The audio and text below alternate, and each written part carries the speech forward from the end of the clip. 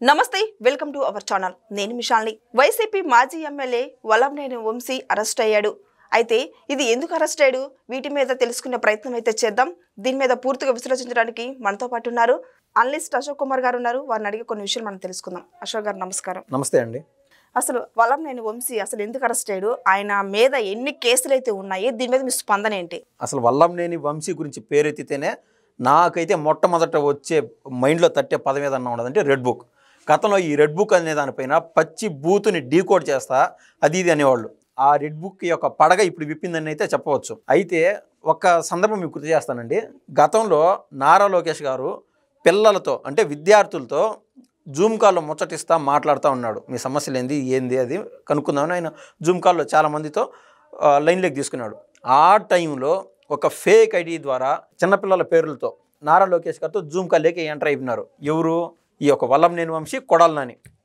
అధికారం మీ దగ్గర ఉన్నది అంత మదమా ఎవరికైనా ఒక వాల్యూ ఇవ్వాలండి సరే నువ్వు అవినీతి చేయి ఇంకొకటి చేయి ఏదన్నా చేసి ఉండొచ్చు కాక అంటే వీళ్ళు ఎట్లా అంటే నారా లోకేష్ గారిని వాళ్ళ కుటుంబాన్ని పవన్ కళ్యాణ్ గారిని వీళ్ళ యొక్క ఫ్యామిలీస్ని డీమోరలైజ్ చేసే విధంగా వీళ్ళు అవినీతి చేసినారా మర్డర్లు చేశారా అంతకు మించిన పాప మాదిరి నాకు కనిపిస్తుంది ఇది విద్యార్థులతో ఒక పక్క ముచ్చటిస్తూ ఉంటే అధికారం మతంతోనే కదా మీరు జూమ్ కాల్లోకి ఎంటర్ అయ్యి నవ్వులాటగా మాట్లాడింది తర్వాత ప్రెస్ మీట్కి వచ్చి మమ్మల్ని ఫేస్ చేసే ధైర్యం లేదా నారా లోకేష్ లేదా పప్పు నాయుడు అంటారు బాబు గారిని వాళ్ళ నాయన్ని ఖర్జూర్ నాయుడు ఆయన పేరు వాళ్ళ తాత పేరు లవంగ నాయుడు ఈ మాదిరి కావాలని వేరు పేర్లు చెప్పి అధికారం చేతల్లో ఉండదని మతంతో పేటరైపోయినారు అని మనకు తెలిసిన సందర్భాలే అయితే గత 5 ఏళ్ల కాలంలో ఈ 5 ఏళ్లకు మునుపు మీకు గుర్తుంటుంది పట్టిసీమ ప్రాజెక్ట్ అని బాబు గారు ఒక ప్రాజెక్ట్ తీసుకొచ్చి పోలవరం లేట్ అవుతుందని చెప్పి ఉన్న పళ్ళంగా కొన్ని వేల ఎకరాలు సాగులోకి తీసుకొచ్చాడు పట్టిసీమ ప్రాజెక్టు దానికి సంబంధించి ఆనకట్లో కట్టడానికి మట్టి వేస్తూ ఉంటారు కరకట్టగా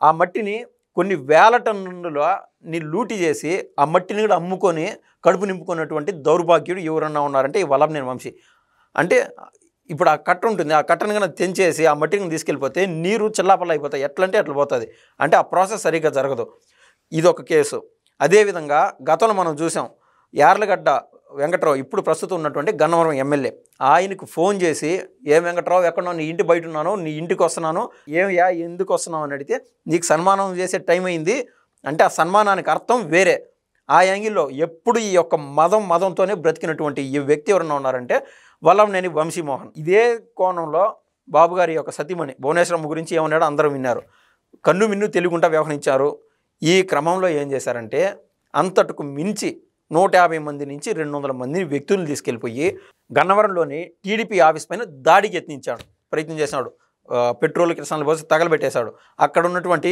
ఈ యొక్క టీడీపీ కార్యకర్తలపైన దాడి చేశారు 10 సంఖ్యలో మనుషులపైన దాడి చేసి హాస్పిటల్ పాలయ్యేట్టుగా చేశాడు ఈ దాడికి పాల్పడిన వాళ్ళు 150 నుంచి 200 మంది అయితే ఆ రోజున ప్రత్యక్ష సాక్షిగా ఉన్నటువంటి ఒక దళిత వ్యక్తికి ఆడు ఉద్యోగం ఇచ్చినారు ఈ యొక్క మంగళగిరి టీడీపీ ఆఫీస్లో అతని పేరు సత్యవర్ధన్ ఆయనకు జాబ్ ఇచ్చినారు ఆయన జాబ్ చేసుకుంటున్నాడు ఆ రోజు దాడి జరిగినప్పుడు ప్రత్యక్ష సాక్షి ఆయన పోయి కేసు పెట్టినాడు అయ్యా ఈ మాదిరి దాడి జరిగిందని పోలీస్ స్టేషన్లో కేసు పెడితే వాళ్ళ ప్రభుత్వంలో వైసీపీ ప్రభుత్వంలో ఆ కేసుని మూవ్ చేయలే ఎక్కడ వేసిన గొంగళ్ళు అక్కడే అనే చందాన అక్కడే ఉండిపోయింది ప్రభుత్వం ఏర్పాటు చేసిన తర్వాత కూటమి పార్టీలో ఈ యొక్క సత్యవర్ధన్ వేసిన కేసుని మూవ్ చేసే విధంగా ఈ యొక్క రెడ్ బుక్ రాజ్యాంగం అనుకోండి ఇంకొకటి అనుకోండి ఇది మూవ్ ఆన్ అవుతూ వస్తుంది అయితే చట్టపరంగా ఏదైతే తప్పులు జరిగినాయో వాటిపైన చర్యల్లో విధంగా జగన్మోహన్ రెడ్డి మాదిర విపరీత ధోరణి ఉండి కక్షపూరితంగా ఉండేటంటే వచ్చిన 2 నెలల్లోపు వీళ్ళు జైల్లో ఉండేవాళ్ళు ప్రతి దానికి అథెంటికేటెడ్ ఎవిడెన్స్ కావాలా డాక్యుమెంటేషన్ కావాలా ప్రాసెస్ దాని ప్రకారం జరుగుతూ ఉన్నది వాళ్ళ పార్టీకి వాళ్ళు అభివృద్ధి ఆ లైన్లో నడుస్తూ ఉన్నారు కానీ చట్టం దాని పని చేసుకుంటూ పోతుంది వల్లంనేని వంశీ అనే టోకన్ ఈ టైంకి వచ్చింది ఆ మధ్యన మచిలీపట్నంలోని బందరు మాజీ ఎమ్మెల్యే అయినటువంటి పేరు నాని ఇటువంటి టోకన్లు దాటుతా వస్తున్నాయి సోషల్ మీడియా సైకోలు బోరుగడ్డ నీళ్ళంట కల్లం హరికృష్ణారెడ్డి అంట అదే కోవలోకి చెందిన వ్యక్తి ఎవరన్నా ఉన్నారంటే వల్లంనేని వంశీమోహన్ ఆయన టోకన్ ఈ సమయంలో వచ్చింది అయితే కూటమి పార్టీలు ప్రభుత్వంలో ఉన్నాయి ఏదైనా జరగచ్చురా స్వామి అనుకొని ఆయన ముందుగానే ఆలోచన చేసి ఏం చేశాడు ఒక కేసు దాంట్లో ఈ యొక్క గన్నవరం పార్టీ ఆఫీస్ పైన దాడి జరిగిన కేసులో అంటే అక్యూజ్డ్ నెంబర్ 72గా ఉన్నాడు మొత్తం 88 మంది ఉన్నారు ఆ యొక్క దాడి చేసిన కేసులో 88 పైన కేసులు ఉన్నాయి 88 మంది పైన 172గా ఉన్నటువంటి వల్లంనేని వంశీమోహన్ పోయి ఆ సత్యవర్ధన్ అని అతన్ని కిడ్నాప్ చేసేసి టీడీపీ పార్టీ ఆఫీసులో ఉంటే కేసు కన్నా మూవ్ అయితే అంటే కేసు కన్నా విత్డ్రా చేయకుంటే నీ ఫ్యామిలీని కుక్కను చంపినట్టు చంపేస్తాం, రోడ్ల పైన తీసుకొచ్చి నరికి చంపుతాము, ఎవరు అనేది కూడా తెలియదు అని చెప్పి బెదిరించాడు. అంతటితో ఆగల. సాక్షాత్ అతన్ని తీసుకెళ్లి కోర్టు వరకు తీసుకెళ్లి కోర్టులో కూడా వాళ్ళ మనుషులు వల్లంనేని వంశీ ఆ యొక్క సత్యవర్ధన్ చుట్టూరునే తిరుగుతూ పోయి కేసు ఉపసంహరించే విధంగా కేసు విత్డ్రా చేసుకున్నారు. గన్నవరం టీడీపీ పార్టీ ఆఫీస్ పైన దాడి జరిగిన కేసులో మొన్న 2-3 రోజులు చూసాం. సాక్షి పెద్ద కొన్ని మెయిన్ స్ట్రీమ్ మీడియా అంతా టీడీపీ ఓడిపోయింది, ఏది వల్లంనేని వంశీ పైన కేసు ఎగిరిపోయిందని చెప్పి వికటాటహాసం చేశారు, నవ్వినారు. అయితే ఈ సత్యవర్ధన్ మళ్ళీ బయటకు వచ్చి బాధపడి వాళ్ళమ్మ తిట్టిందని, ఈ మాదిరి ఎందుకు చేశావురా, న్యాయం ఎప్పటికీ జరగాలరా అని వాళ్ళమ్మ చెప్తే మళ్ళీ పోయి కేసు పెట్టాడు.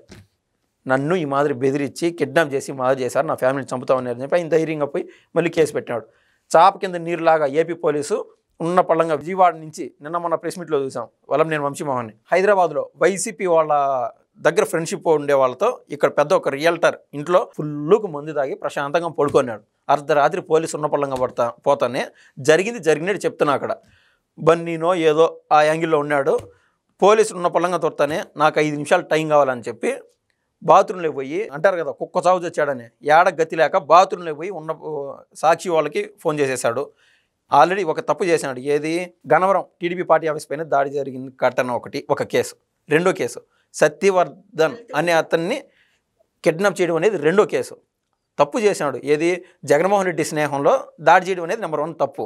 2, ఈయన సహజ స్వభావంలో కిడ్నాప్ చేసినాడు సత్యవర్ధన్, ఇది రెండో కేసు. అది దాటిన తర్వాత అంటే ఒక తప్పు తప్పించుకోవడానికి ఎన్ని కేసులు అవుతున్నాయి చూడండి. బాత్రూంలో పోయి పోలీసు వాళ్ళకు ఉన్న సమయంలో పోలీసు వాళ్ళు 5 నిమిషాలు పర్మిషన్ ఇస్తే ఈ 5 నిమిషాల లోపు సాక్షి వాడికి ఫోన్ చేశాడు, ఏం మాట్లాడినట్టుగా మనం బయటికి విన్నాము. అదేవిధంగా వైసీపీ వాళ్ళకి జగన్మోహన్ రెడ్డి రీచ్ అయ్యేందులో అందరికీ ఫోన్ కాల్ చేసేసాడు. ఇది మూడో తప్పు. అంటే ఇది 3 కేసులు క్రమంగా మనకు కనిపిస్తున్నాయి చూడండి. ఒక తప్పుని సరిదిద్దుకోవడానికి ఇన్ని కేసులలో పడినాడు. సో అతన్ని ఒక మహిళా కానిస్టేబుల్ కోపం వచ్చి ఈ మాదిరి తప్పు చేస్తున్నామంటే అరెస్ట్ కానివ్వకుండా ఆయన పారిపోవడానికి ప్రయత్నం చేశాడు. ఆ సమయంలో లాక్కొచ్చి పోలీస్ జీప్లో వేసుకొచ్చి ప్రస్తుతానికి విజయవాడకి తీసుకెళ్తా ఉన్నారు పోలీసులు. ఇతను చూస్తే మనం ఇందాక చెప్పాం కదా, మట్టి తవ్వకాల్లో కేసు అంట, వాళ్ళని బెదిరించిన దాంట్లో కేసు, అదేవిధంగా బోనమ్మ పైన కేసు. ఇటువంటి వాడికి శిక్ష ఖచ్చితంగా పడాలని చెప్పి టీడీపీ కార్యకర్తల్లో కడుపు మంటతో ఉన్నారు. ఒక పక్క బాబు గారు 6 లక్షల కోట్ల పెట్టుబడితో 4,50,000 మందికి ఉద్యోగాలు కల్పన విధంగా అభివృద్ధిలో ఒక పక్క దూసుకుపోతూ ఉంటే ఇది ఏమాత్రం అభివృద్ధి అనేది టీడీపీ కార్యకర్తల్లో తృప్తిని కలిగించట్లా. ఈ యొక్క వల్లంనేని వంశీ అరెస్టుతో టీడీపీ కార్యకర్తలు ప్రశాంతంగా దీపావళి చేసుకున్నంత పని అయితే అయింది. అయితే ఇప్పుడు వల్లంనేని అరెస్ట్ అయ్యింది కదా, వైసీపీ వాళ్ళు ఇప్పుడు కార్యకర్తలందరూ రంగంలోకి దిగేరని వార్తలు కూడా వస్తున్నాయి. ఇది ఎంతవరకు వాస్తవం? ఏమవుతుంది దిగితే ఏమవుతుంది? ఇప్పుడు జగన్మోహన్ రెడ్డి ఊరుకోడు కదా.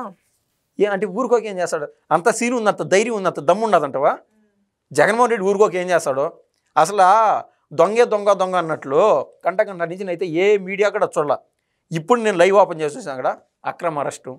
సాక్షిలో చూస్తా ఉన్నాను. అక్రమ అరెస్ట్ ఏంద్రా నాయన? ఆడ క్లియర్గా చట్టంలో ఉండే కొన్ని సెక్షన్స్ చెప్తాను, 1 నిమిషం ఉండే. బిఎన్ఎస్ సెక్షన్స్ మన భారతదేశంలో అత్యంత కఠినమైన చట్టాల్లో బిఎన్ఎస్ సెక్షన్ మెయిన్ అండి. దానికి సంబంధించి 140 సబ్సెక్షన్ 1, అదేవిధంగా section 308, 351 subsection 3, red with 3 subsection 5 ఈ కేసులన్నీ ఆయన పైన నమోదైనాయి. ముఖ్యంగా ఒకని బెదిరించిన కేసు అంటే చంపినంత పని, అది 7 ఏళ్ల జైలు శిక్ష. అంటే ప్రతి కేసుకి ఒక లాజిక్ ఉంటుంది. కాకుంటే ఇప్పటికీ మనం బాధపడాల్సిన విషయం ఏదన్నా ఉండదంటే, మొన్న అనంతబాబు ఒక వ్యక్తిని చంపి జైలు పోయినాడు. వచ్చినప్పుడు పూలమాలు వేసి మళ్ళీ తీసుకొచ్చేసారు. మళ్ళీ నందిగం సురేష్ చేసిన అరాచకాలు అన్నీ కాదు, ఆయన కూడా జైలు జీతం కొద్ది రోజులు అనుభవించి కేసులు నడుస్తూనే ఉంటాయి. ప్రస్తుతం బెయిల్లో బయటకు వచ్చినారు. అదే కోలో ఈ వల్లంనేని వంశీ నేను ఏదైతే సెక్షన్స్ చెప్పారో ఆ సెక్షన్స్ కింద అరెస్ట్ అయినాడు. ఖచ్చితంగా శిక్షార్హుడు. నెక్స్ట్ కోట కొడాలి నానిది అని నేను ఖచ్చితంగా చెప్పగలను. ఓకే, థ్యాంక్ యూ, ధన్యవాదాలు.